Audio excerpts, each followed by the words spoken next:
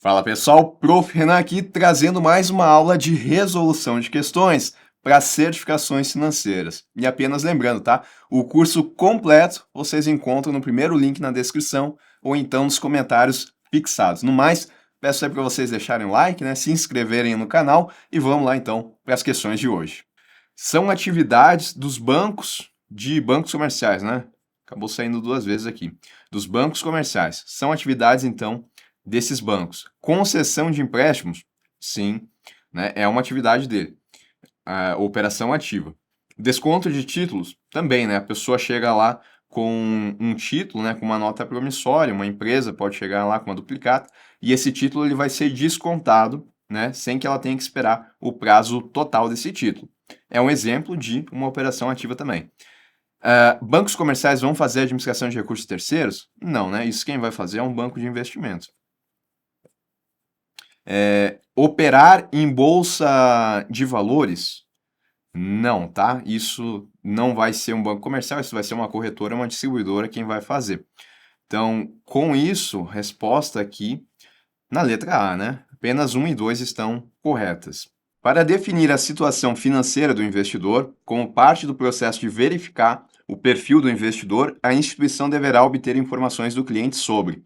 Então, lá no processo de verificar o perfil do investidor, eu tenho que definir qual que é a situação financeira dele, quais são seus objetivos de investimento e qual é o seu conhecimento de mercado. E aí, para cada uma dessas análises, para isso que eu quero definir, eu preciso colher informações desse cliente. Aqui eu quero definir a situação financeira. Então, quais são as informações que eu vou precisar para fazer isso? Vamos lá.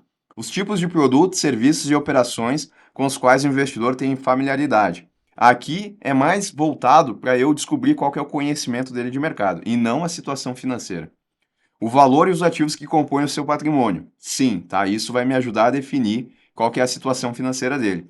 A necessidade futura de recursos declarada. Também ela vai me trazer aqui uma ideia, né, de qual que é a situação financeira do investidor. Então, essas duas são informações que ajudam nessa definição. Está correto o que se afirma em 2 e 3. Resposta na C. Um título zero cupom, ele é assim chamado por quê? Então, títulos de investimento, eles são chamados ou de zero cupom ou com cupom. O que seria esse cupom? São os pagamentos periódicos de juros. Se um título ele é zero cupom, é porque ele não tem pagamento de juros. Eu coloco meu dinheiro e apenas lá no final eu resgato. Dentro desse intervalo aqui, eu não tenho recebimento de juros. Não remunera o investidor com juros? Remunera sim.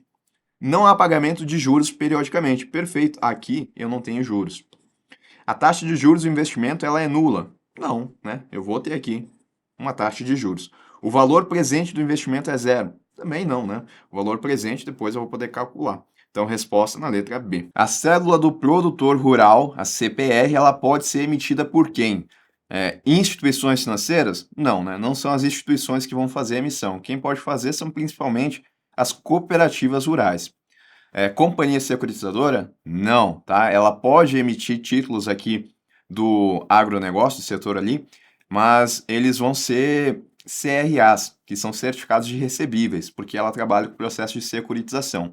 E banco de investimento também é uma instituição financeira, então não pode emitir aqui a CPR.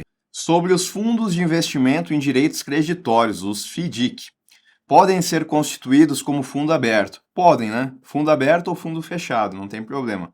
Devem ser constituídos sob a forma de condomínio fechado, caso invistam mais que 70% do seu PL em direitos creditórios. Tá errado, né? Não existe essa exigência aqui. Eles podem ser tanto fundos abertos como fechados. Não podem ser constituídos como fundos de investimento em cotas de fundo. Eles podem sim, tá? Aí eu vou ter um fundo de investimento em direitos creditórios que investe em cotas de outros fundos de direitos creditórios. É possível sim. Então, com isso, né, a gente tem a 1 apenas como correta.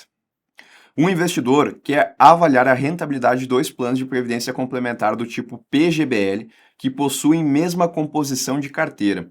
Nesse caso, ele deve olhar, né? Então, eu tenho o plano A e o plano B. Os dois, eles têm exatamente a mesma carteira de investimentos. Mas aí, né, o que que vai fazer aqui o investidor escolher, por exemplo, o plano A ao invés do plano B? Ele vai olhar aqui a taxa de carregamento apenas. A taxa de administração, apenas a taxa de administração e a taxa de carregamento, a taxa de custódia e a taxa de administração, né? Faz sentido ele olhar aqui, né, a taxa de administração e a taxa de carregamento, tá? Que são taxas aí que podem incidir nos planos, né? Não olhar só uma taxa. Então, olha essas duas e vê aonde que ele está pagando menos, porque se os dois têm a mesma composição da carteira, aquele que tiver uma menor taxa de administração ou uma menor taxa de carregamento vai valer mais a pena do que o outro. O índice Sharpe serve para medir. Ele é uma medida de performance, tá? Que ele mostra para a gente o retorno em função do risco assumido. Quanto melhor esse índice, melhor é a relação risco e retorno de um ativo ou de uma carteira, tá? Então ele mede a média de uma carteira? Não. Ele mede o retorno em função do risco assumido de uma carteira, tá? Se eu for calcular lá, por exemplo, o índice Sharpe e eu ter um resultado, né? Vou colocar aqui, ó, Sharpe de 2%. Isso significa que eu estou tendo um retorno de 2% a cada 1% de risco assumido. É melhor um índice Sharpe de 2% do que um índice Sharpe de 1%, por exemplo, né? Porque aqui eu estou tendo um retorno de 1% a cada 1% de risco assumido. Esse daqui traz uma melhor relação. Então, resposta aqui na letra B. Ele não mede o risco de uma carteira ou o retorno máximo de uma carteira. É essa relação em relação ao risco assumido, né? Em função do risco assumido de uma carteira.